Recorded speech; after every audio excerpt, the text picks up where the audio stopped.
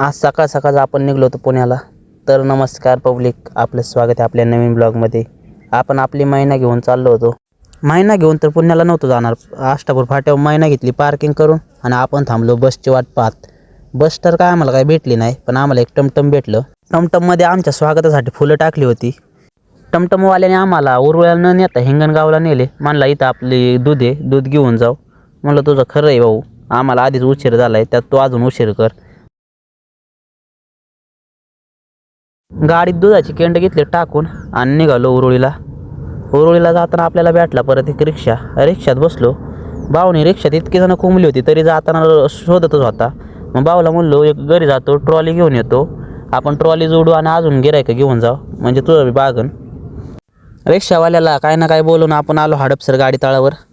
गाडी तळावर त्याचं घेतलं पैसे देऊन आणि पोचलो स्वामींच्या दरबारात. स्वामींना यायला वेळ होता म्हणून दर्शन घेतले. दर्शन घेऊन बसलो होतो तिथं.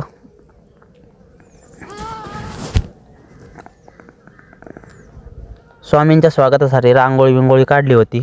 रांगोळी बी क्वालिटी काढली होती.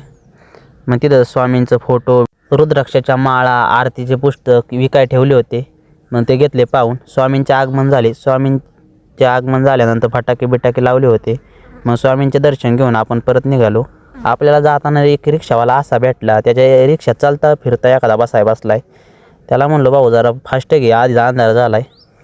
मग आपण पोचलो हडपसर गाडी तळावर. हडपसर गाडी तळावरून वाघोलीची बस धरली. वाघोलीत आलो बस स्टॉपवर. 10 वाजल्या होत्या. आपल्या इकडे जाणाऱ्या बस सगळ्या बंद झाल्या होत्या. मग घरी केला फोन, घरून आले न्यायला.